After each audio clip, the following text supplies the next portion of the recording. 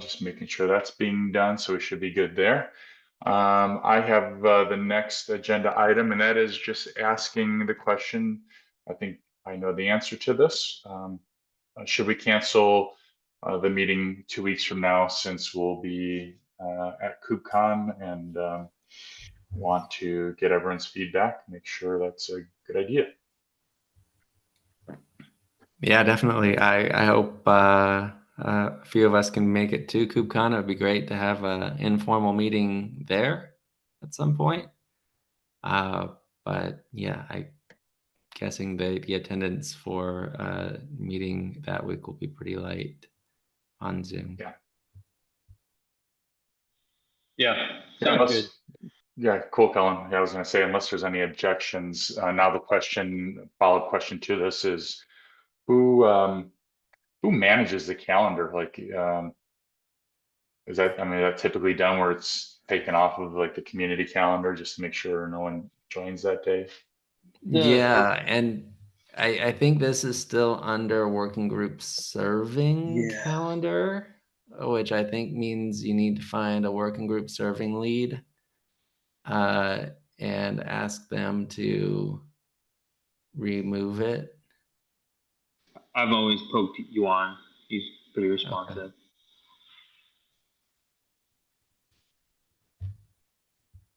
All right, I'll take that as an action item. Do that after today's call. So that should be good to go. And I guess let's take that as an opportunity as well, just really quickly, if you are going to KubeCon, there's a few different Inference extension related talks. Rob and I are giving one on multi-cluster. And we also have the Maintainer Summit talk on that Sunday before the conference starts, where the project has a slot, and it's on the Maintainer Summit schedule. Those that are contributing and are attending Maintainer Summit, please take a look at the schedule, join the meeting. We'd love to have a talk to discuss roadmap for the project and get feedback and all that good stuff. By the way, Daniel, while you're talking to get the meeting canceled for 11/13, should probably throw in Thanksgiving. Yeah. For you guys, anyways. For me, it doesn't matter, but for you guys, it probably matters. So No, good call. Yeah. Maybe we'll do Xmas as well. Yeah, might as well get all the. Yeah, get them all done. Christmas is on a Thursday too. Just calling that out. Yeah. Exactly. Oh man. Oh well, if that's the case, maybe we should actually keep that. Wouldn't that be fun? We could all kind of like get together and share what we've got for Christmas. But no, anyways. Perfect. I think all of my family members would take a pound of flesh out of me. Yeah, I don't blame them. And then probably also New Year's Day, probably also too, but. Yeah, also Thursday. So might as well, yeah. Well, see you guys next year. Yeah, it's crazy. That time, I always say, between Halloween and New Year's, it's just a blur. I mean, it's just unbelievable how quickly time goes by. So, with that said, Kellen, I appreciate you putting up. I think it's the fourth topic here about the 1/2 release date. So yeah. So yeah, we got to start thinking about that. But before we get to that, I'll hand it over to you for the multiple base models hosted on a single EPP. Yeah. If you want to pop that open, I'm on a laptop today, so my presentation is going to be subpar. But the gist is, this is something that we've been poked about quite a bit. I've been hesitant, and I mark it in the risk section at the bottom. But EPP becomes a single point of failure for multiple pools. But anyways, the operational benefits of multiple smaller base models where the traffic is potentially light, that is the case that I think this works well in. And so this doc is essentially just detailing how we would go about this, because we need to preserve the behavior of an inference pool. Like when someone defines an inference pool, they should have a consistent experience, regardless of how it is being managed, whether that's an EPP per pool or one EPP that handles many. So I kind of go over the distinct issues. One of the main things is we need a way to duplicate flow control. So if we have a single binary running multiple pools, we need a flow control per pool, because there is essentially zero overlap between the requests. So we need to handle that. Also, pool identification is something that becomes EPP's responsibility. When a request comes in, we used to just assume it would work with any of these endpoints, but since we're delineating different pools, we need to know exactly which pool this goes to. I propose a simple way of doing this. If there is no hint mechanism, we discussed that it's highlighted there in the second alternative that we could have a header that hints where the base model should go. And we would basically, I guess it's less a hint and more a instruction, because we would basically just follow that. And if the request fails, it fails.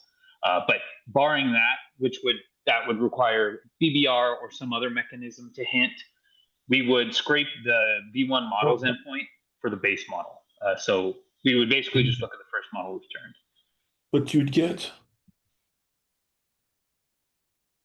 Yeah, go ahead. Go ahead, Shmuel, and then Abdullah. Abdullah was polite. I wasn't. Let Abdullah go first. Is the V1 models, is that a VLM or an OpenAI protocol? It's OpenAI. Okay, cool. No, it's VLM.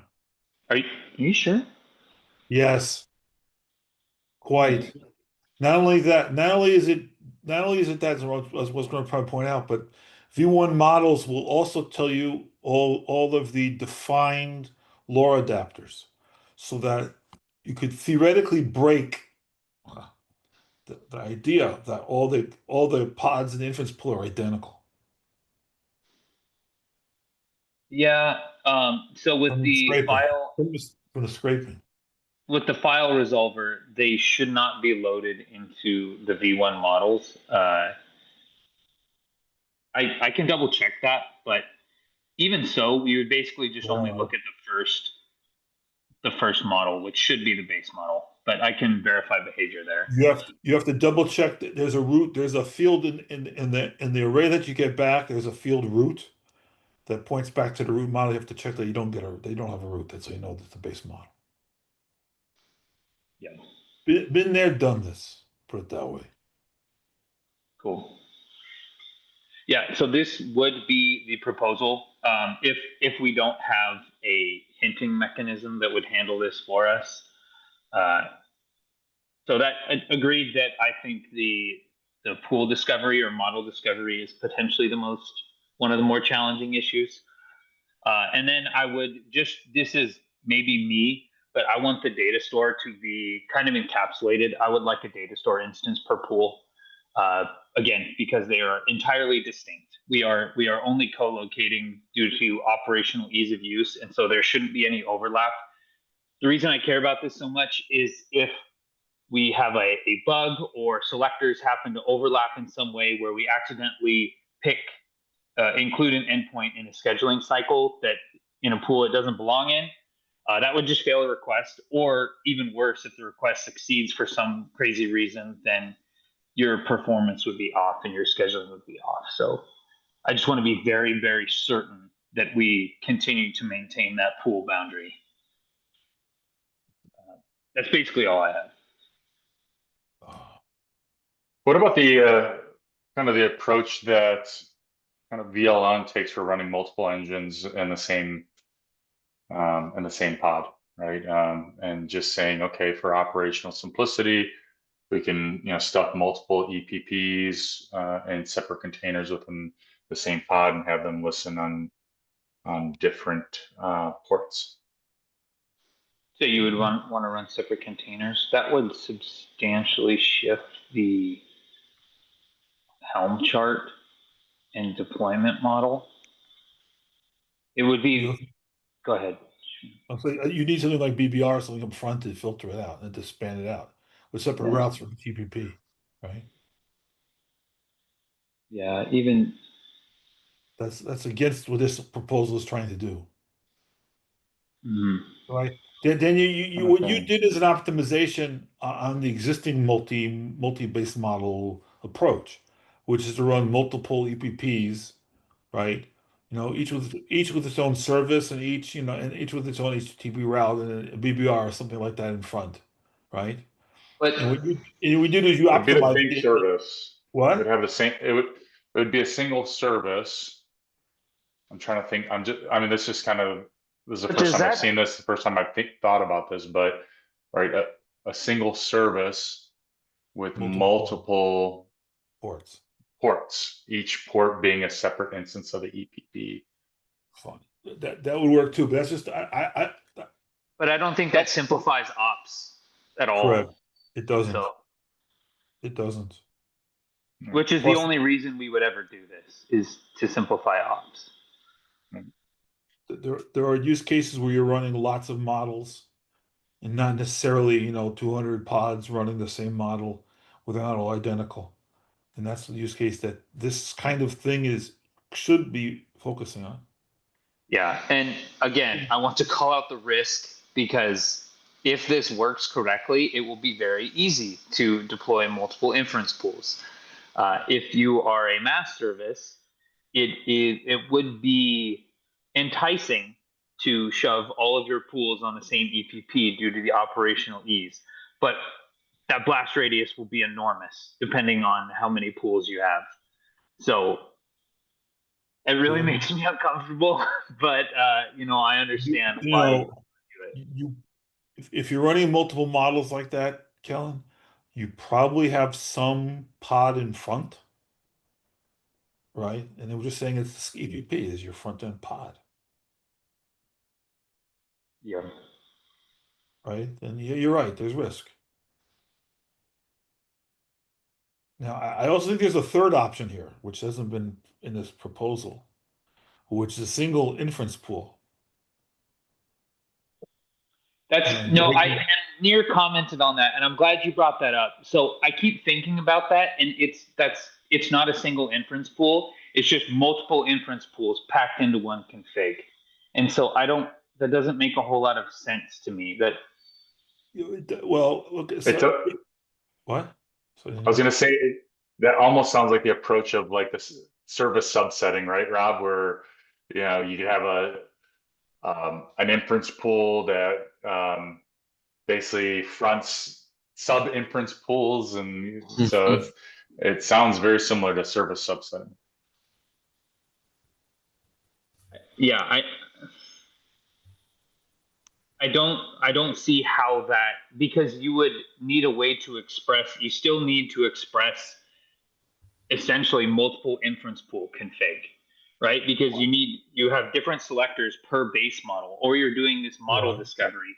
But because at the end of the day, if you have different base models, your pools, you can't send a request to any one of the members of the pool, which inherently will shard those pools out to those groupings, which is just separate inference pools. yes, but I think it's still without the overhead of extra inference pools.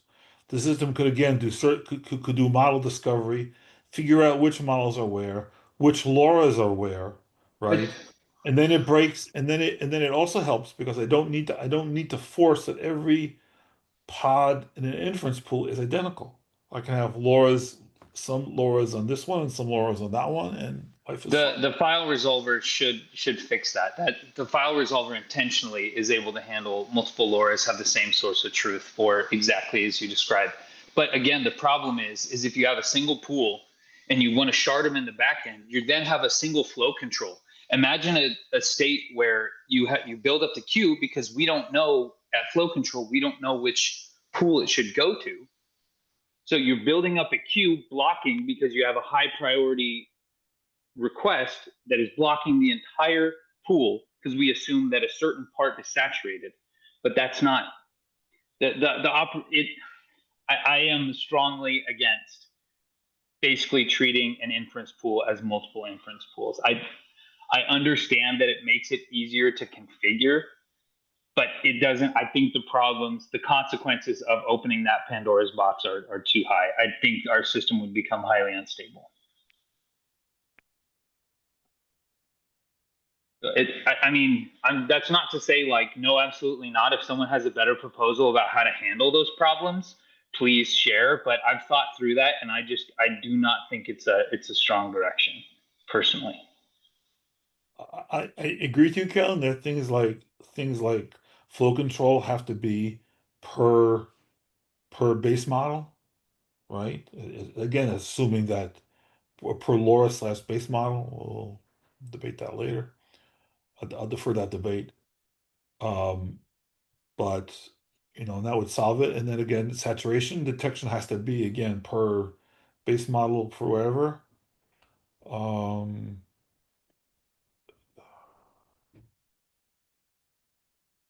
have to think about it some more, I guess, is the answer. Okay. Cool.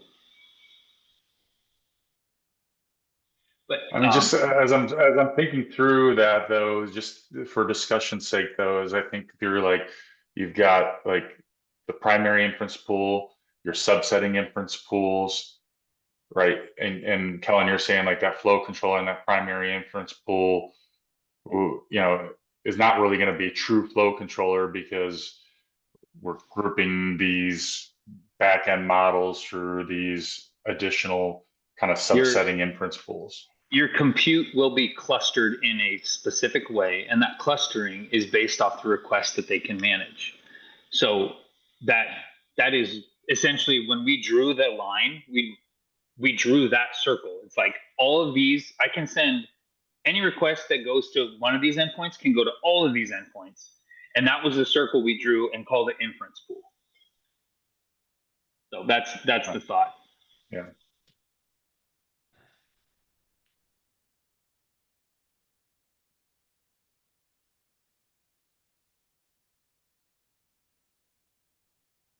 Anyways, I think it's a fair discussion to have. It's a fair point to bring up.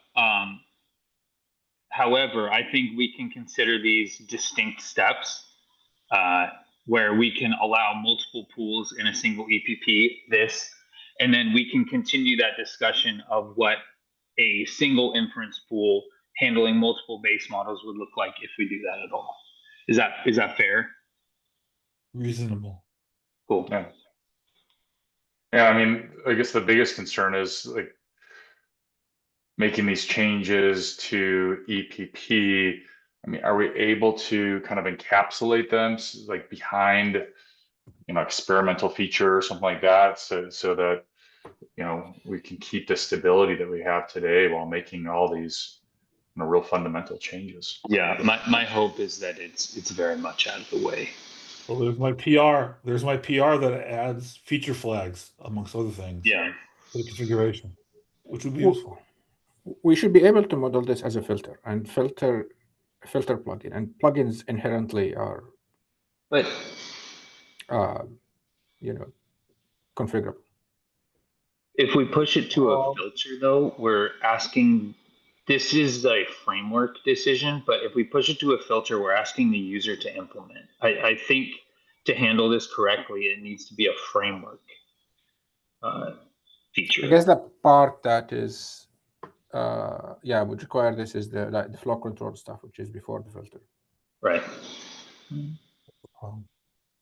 Queuing and saturation, Abdul, as Kellen pointed out, is higher up the stack, right?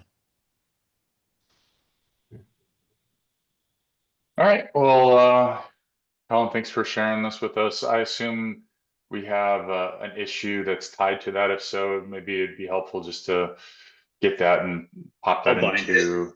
Yeah. To pop it in here. Thanks. Cool. Kellen, still you with the V12? Yeah. So some features that I think we're trying to get in, I know Jeff is trying to get some metrics features. He just pinged me. We can work on the milestones here. We have just to share publicly, we have a maintainers meeting that we'll start doing more regularly to better manage our release cuts and what we plan on including. So anyways, we'll discuss that there, but I know some things off the top of my head. We have the predictor we want to get in. We have some metrics we want to get in. And the timing, which the reason I proposed near Thanksgiving is because that is roughly near 0.4 of LLMD's release. And so far it's been okay to try to track with that. If there's any gateways that need any specific dates, we can try to work with that too, but that's the thinking there. Just making sure everyone's relatively on board with this. No, it makes sense. I don't know how valid these issues are tied to the 1.2. So yeah, we have our meeting next week, right? The maintainers. I don't recall offhand, but maybe we could use that to do some grooming here and exactly. get this more accurate. In the meantime, if there's anyone that has anything to say about the 1.2 release or any issues, then feel free to use this issue here, 1736, to comment, please. All right, with that said, let's go back to the agenda. Abdullah and I'm not sure if I'm pronouncing it right. Shimi? Yeah. Oh, you're on mute. No, we can't hear you. Yeah, can you please open the doc? This is just like mostly FYI. It's not gonna change anything in Inference Gateway, but it's a proposal we're making in LLMD to basically like a design architecture to how we would serve online batch workloads through Inference Gateway. If you scroll down into the diagram, might be easier just to quickly discuss the idea. So you see here we have the L7 proxy, which is basically our inference gateway attached to an endpoint picker. I wanted to clarify that even though that we added queuing in inference gateway, this is not going to basically address cases like online batch where the workload or the requests, we call them like latency tolerant, like they can wait for minutes, many minutes, like 10 minutes plus. Think about use cases where we're doing chat summarization, like you're going through a long chat on a chat room, and then every once in a while that application tries to produce a summarization. It doesn't need to be real time. It can wait for a few minutes. It's fine. And so these types of workloads, we call them, customers in general, they describe them as online batch. So we're using this terminology here. It's mostly like, again, requests that are extremely latency tolerant. The thinking here is that those types of requests better handled using like an async, interface. And so these like requests, and I can hit the proxy directly, which expects synchronous handling of requests.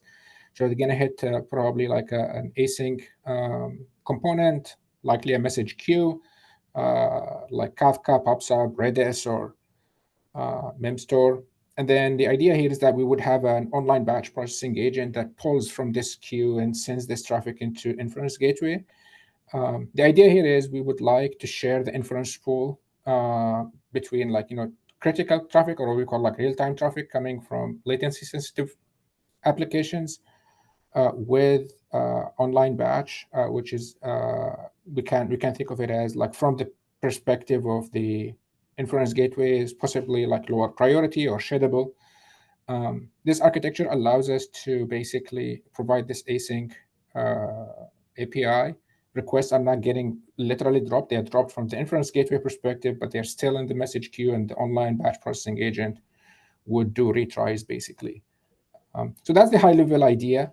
We plan to build an online batch processing agent that could potentially also add things like SLO-aware prioritization, for example, of requests. We can attach like for different flows, some target latency, like 5 minute, 10 minute, and then can try to prioritize which queue to pull from based on how close these requests are to their deadline, things like that.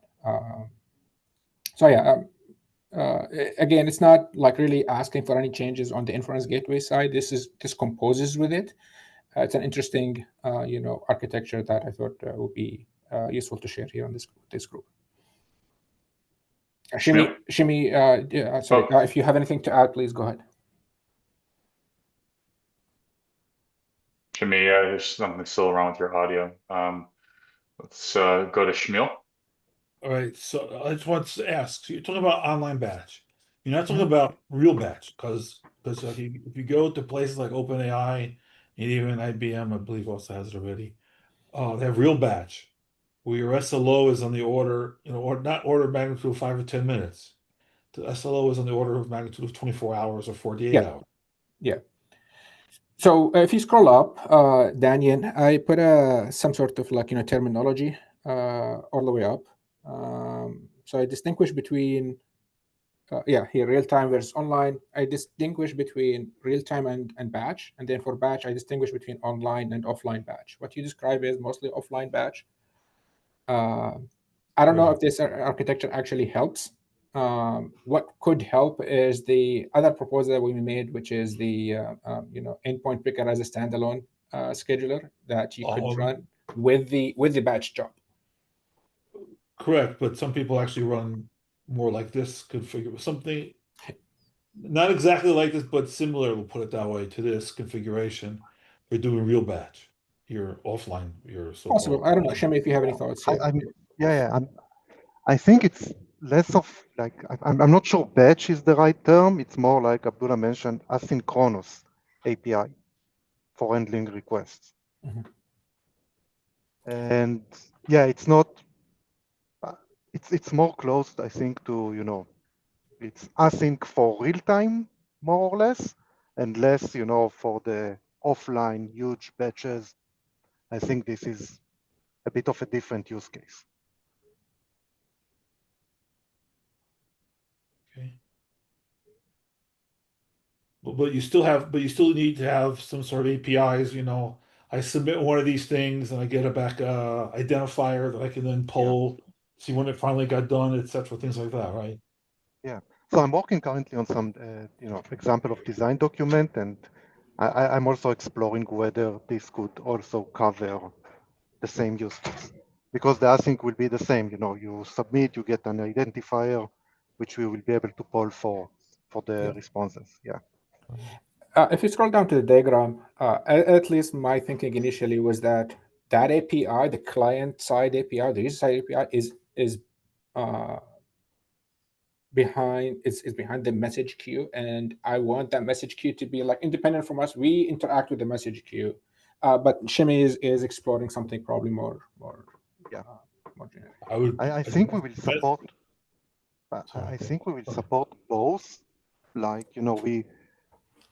think in the public API, we should describe both the, I'm adding messages through the batch processor that will generate the IDs and everything, but also describe in a public API how the message could be put directly in the queue for, more optimized usage. But I believe by next week, I will have the document ready for review. I think the message queue should be an implementation detail. Yeah, definitely. No, because it's implementation detail, it's hidden from the user. Possibly.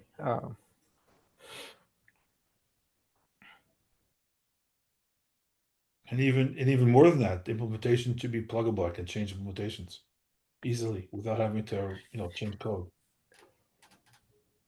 True. You want to have some sort of a balance between complexity and usability, and whether or not you're going to need it, right? The complete offline batch use case. I don't know if this architecture is actually too useful to it. There are other ways to do it that are probably more efficient. Yeah. Depends what you're pulling out of the queue. You're pulling the queue is requests, or the queue is, a pointer to a file that you have requests inside. That's a different story. That's a different story. How you do that. I see. So the assumption here is that the queue is requests, basically. Single requests. In other words, inference requests. Single inference requests. Not sure yet. I'm still exploring that. Okay. I'm not sure that, there are use cases where a queue will be a single request, but there are other use cases where just async requests are added to the queues and each request is by itself. No, but the user, let's put it this way. Is the user's not adding some file of requests, that says in there, call this API with this Yep. model and this, payload. The user's coming here saying, here's my request, deal with it, get back to me, have a good day, sir. Yeah, Life will yeah. be good. Here's the endpoint, here's the request, give me an ID, I will return to Polit. Fine, so it's a simple, it's a request at a time. It's not it's more, I think if you were correct by saying it's more of an asynchronous than a batch. Okay. Yeah. Yeah, That's it's like the batch terminology, something again customers are using frequently in this. You just want to basically I see. It's confusing. Not talk, good. It's not good. talk their language basically. Yeah, I know. I know. And I know these software people, myself included, I include myself, are horrible with names. I understand that. 100%. All right, thank you. Yeah, thanks, Jimmy. Also. Really quick with this phase 2, we're saying, investigate SLO aware prioritization of requests. So are we talking about this agent on the pull side, being able to prioritize pulling one request over another? Something like that, yeah. Okay. Again, all of this is hand wavy. Shimi he's gonna get into the details of how doable is this and the scope of it. But at least this is just describing ideas, right? Like here's how we could do it. Here's the opportunity as well. Like we could do something like that. Whether or not is actually gonna move the needle needs further investigation. Yeah. And then really quickly on this side, I would think Inference Objective would be able to handle this, right? Yeah, okay. Exactly. Yep. Cool. Just wanting to make sure my initial understanding of what's going on here. So Shimi, the plan you said is kind of dive deeper into this, and then are you able to circle back around with us at some community meeting in the future to just readdress the topic and where it's going from here? Yeah, and again, I'm new to this community, so like by next week, same forum. Is that okay? Yeah, no, we appreciate it. Yeah, I just want to, since we brought it up here, just interested to kind of see where it goes and keep us involved. Yeah, definitely. Cool. Thank you. Appreciate it. Let's see where we're at. So we got about 20 minutes left. All right, we've got Bob, some updates on the inference pool level model name. Yes, I was looking at this again. Why don't you go ahead, take it away, Bob? And I think I'll just pull it up here again. Yeah, thank you. Yeah, just there are a couple of updates based on some discussions. So one is adding the naming discussion section, but currently still thinking like inference pool rewrite may be the best one, but you guys can take a look and feel free to comment anything. Yeah, and there is also some structures about it, but you can take a look and yeah. Is this rename direct?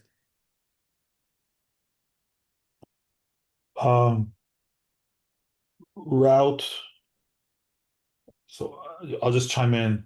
I think inference model route, while I like the name, inference scheduler spirit is against it, right? It's not routing requests, it's scheduling requests. We've had that debate in the past, and I lost. I'm on the losing side of the picture, but so I don't think the word.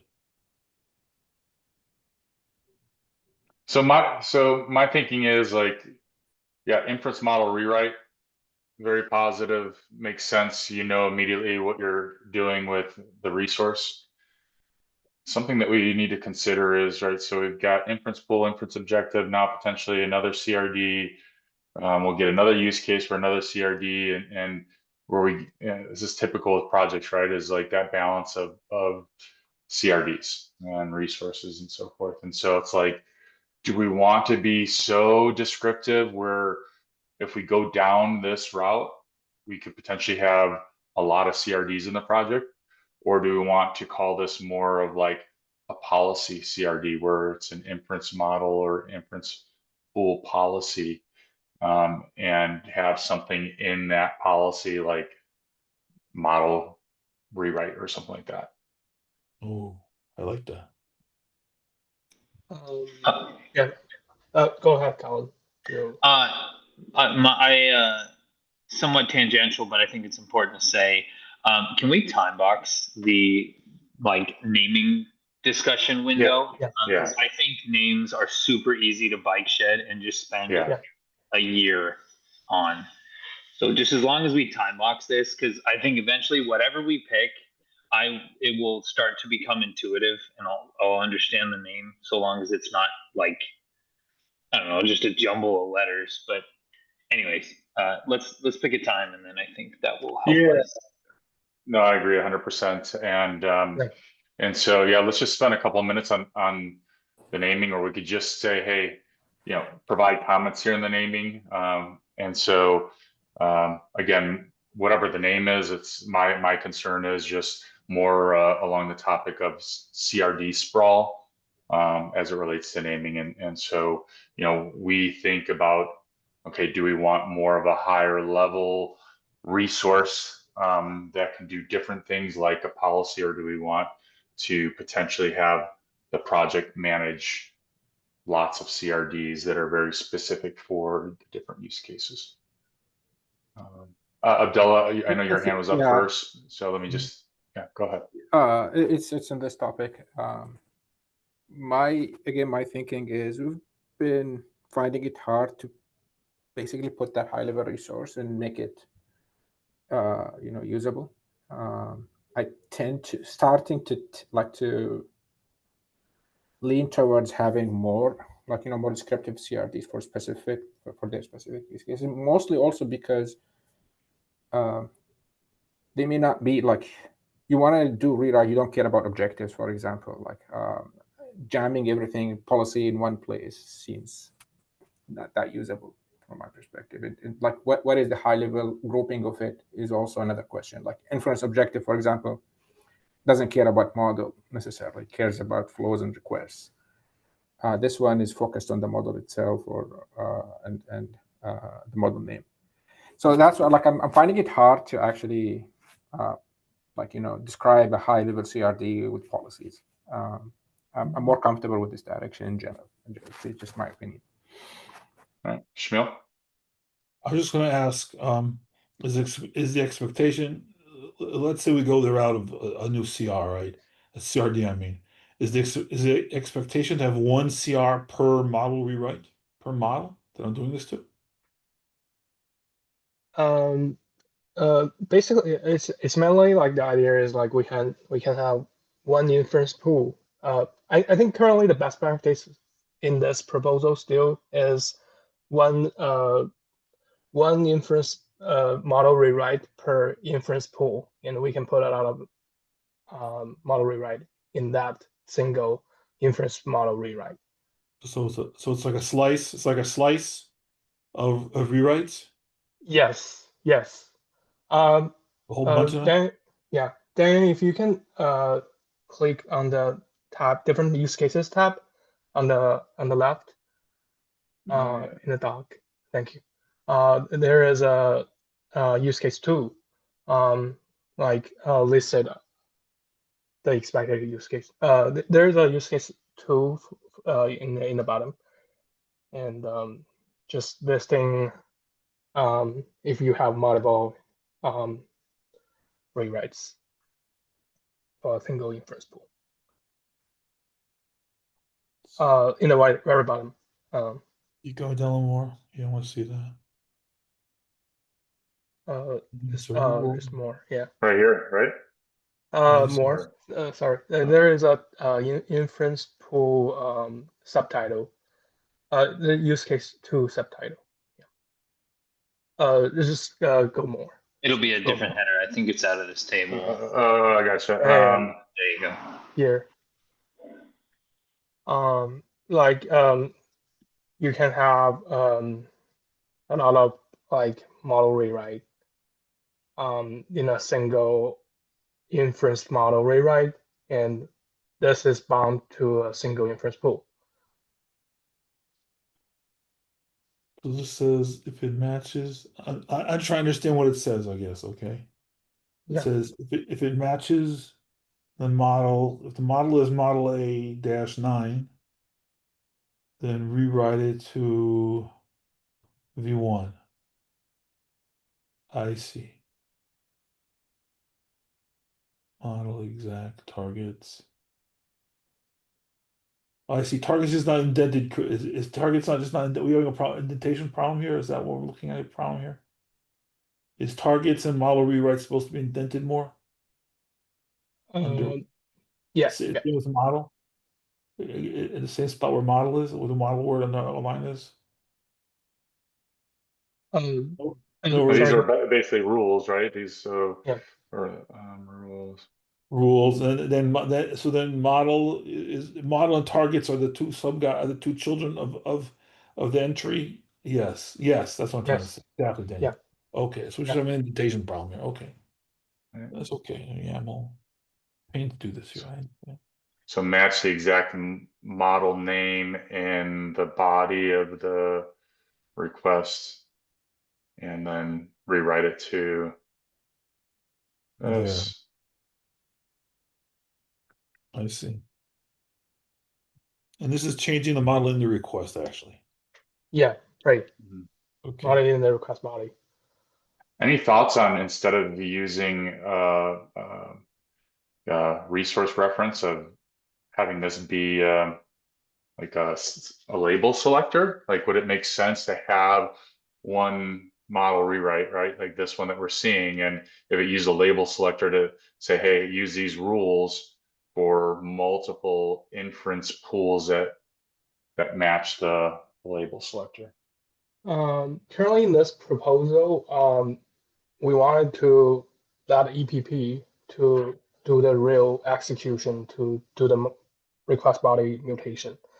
And the EPP is currently bound to an inference pool. So if we bound the inference model rewrite to the same inference pool, it's naturally like more intuitive to let EPP to manage this. But that's still like, I mean, you could have a selector here still, like, Yeah, because you're selecting pools, right? Right. Possible, but I mean, I don't know if. I'm just trying to think if there's a use case where it's like, okay, this environment has 100 inference pools, and we want to basically do the same, rewriting across all of them. Why create 100 of these inference model rewrites? I don't know if you're gonna have that extreme case, like. Yeah. I mean, not today. Maybe if small language models become a thing, but you know what I'm saying. If it's not 100, if maybe if it's a couple dozen or something like that. Still, they wouldn't be the same rewrites, right? Yeah, they would all be. I mean, theoretically, they should be distinct. It's an interesting angle. Can you have multiple of these CRDs per pool, or should we say that there could only be the single rewrite per pool, and you just specify all rewrites in that CRD? Yes, I think currently in this proposal it's still possible we have like multiple inference model rewrite, and currently EPP is just like a read-only watcher to watch the CRs bounded to one inference pool, and it will just like do some in-memory like sorting based on the created time step to decide which rule take precedence here. If we On the resolution. If we pack it all into a single CRD, I think Cell can give us a validation to make sure there aren't collisions, because it's all just one object rather than having to compare multiple. Yeah, because if we have multiple, then we have to do conflict resolution, right? We got two rewrites, that have two different rules for the same, and how do we know which one, right? Yep. So then we get to kick the controller problem further down the road, if ever. We in this I added some discussion on that. Like currently, I feel like probably not a separate controller to manage this, and if like in the future, we have more use cases on the multiple CRs, we probably should have one. But yeah, currently I just like delay this decision. Yeah, Sanjeev. Yeah, I need to go over it. So I'll just have a quick one for now. Are we thinking that the controller for the BBR is sort of one place where such model name rewriting would happen? Yes, that's a good question. I have another updates for discussion. Who will be the like main executor for this? Daniel, could I ask you to like switch to that tab again? Thank you. Like still in the yeah. design doc, like in the proposal and in the updates section, if you can go to the very first. I have an update section. The top I of think this doc. that show outline button in the menu you just opened will give you all the tabs. Yeah, there is a section called like discussion BBR with versus EPP. Oh. Yeah. So here I think EPP makes sense. I think the biggest advantage is currently EPP is mandatory component. And if a customer only want one inference pool, and they can only just deploy a EPP, and they don't need a BBR there. But also I do think like BBR can consolidate all the like mapping logic, but also I think Near brought a very good idea is like both EPP and BBR can watch this CR. Nobody will be the like real controller to do the status updates, but they will watch it. And we need to decide like who do the real request body execution mutation and also the traffic splitting. But like we just need to pick one to do that, and both of them can watch it. And also combined with Near's design, there is use cases. I'll just go with the hands first. Kevin or Abdullah. It was Abdullah. Yeah, just to rephrase, so the current recommendation is we would implement this in both BBR and EPP. Because BBR is like further up the stack, you know, if it is enabled on BBR, it will do it, and then it will flag to EPP, like I've done the rewrite, don't touch it. This allows us this like maximum flexibility. We've got a bunch of advantages and disadvantages for each approach, and so it depends on the use case which one is actually going to be applicable to you. Like in the simple use cases, you don't want BBR, you don't want to install it, EPP is going to do the whole thing. But if you want to scale EPP and make it horizontally scalable, making it do the rewrite is makes it like a single point of failure for your inference gateway, and so doing it in BDR would allow you to scale better. Yeah, my recollection of that conversation was exactly that we would just make all this logic a library that essentially EPP and BBR can import, and then the CRD would specify where it would like the execution to happen. Or, I mean, should it be just surface and status? So if BBR is configured to do this rewriting, that it surfaces that through status, and the EPP is watching, right? Maybe we could hide it behind some fake flag, and it's watching that resource and says, oh, this particular resource indicated that it's doing the rewrite, so I'm not going to do it. Well, I mean, if it's going to be anyway parsing the model name, it can see that it has already done the rewrite has already happened. But exactly. Yeah, if we need an explicit indicator, that could be added as well. This also sort of goes back, okay, if you think about it, assuming we are still going by the single base model per EPP, per inference pool, right? Notwithstanding what Kellen's other doc was proposing, then the kinds of rewrite an EPP does is typically LoRa centric, where you've got different LoRa flavors of the same base model, and you want to not have the end user specify the LoRa. Like you're coming in and then some logic somewhere is picking a LoRa adapter, and that's what is getting rewritten. In which case, perhaps the EPP controller would do that. And the other case is the non-LoRa case, where you're literally having a virtual model name to a physical model name translation. In which case, BBR might be an appropriate way to do it. Also, one quick note on what Bob Oli said, that EPP is a mandatory component. I mean, I'm not sure we should necessitate that. I mean, I can see scenarios where you can have only BBR and no EPP, and you're just having one endpoint per model. Yeah, but for that you do have the mechanisms to do the rewrite using HTTP route header modifiers and. Or actually, oh wait. No, you can't modify the body that way, right? Need a body Yeah, model. it's on the header. Yeah, that's fair. That's fair.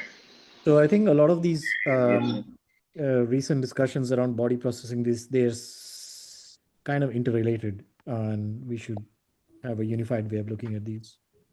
Yeah, I mean, again, the proposal we're making here is to have both of them doing it, and it's exactly what related to what you mentioned. Like it gives us that maximum flexibility, because sometimes you only want EPP, you don't want BPR, and sometimes maybe, as you mentioned, the other way around.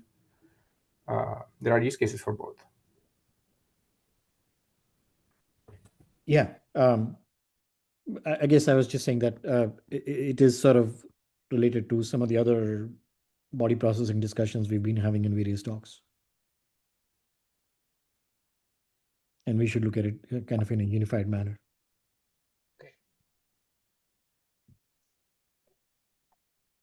Cool. Yeah, and Bob, I was going to say, Bob, anything else you want to highlight? We're down to the last minute or two here, so. Yeah, no, I think that's all the highlights, the callouts I want to give. And yeah, and yeah, that's all. Right. Thank you. Thank Let's see, Zoom link. Yes, Sanjeev, I think maybe before you joined, we addressed this. Can I someone will do that over lunch. All right, thank you. Yep. I just added it to this doc. Is that okay? I mean, there's no security issue with just publishing the link into this doc. Yeah, but we also want to just update it on the README in case someone goes and sees it there. Yeah. Either update, yeah. It's pinned in the Slack channel as well, so that's no but like over the last month, many of us have either missed calls or been late because we weren't sitting on the meeting. Sorry about that. All right. Well, with that said, we'll wrap up the meeting. Thanks everyone for joining, and we will catch you next week and online. Have a good day. Bye. Happy Halloween, all. See ya. Yeah, it's happy Halloween. Bye.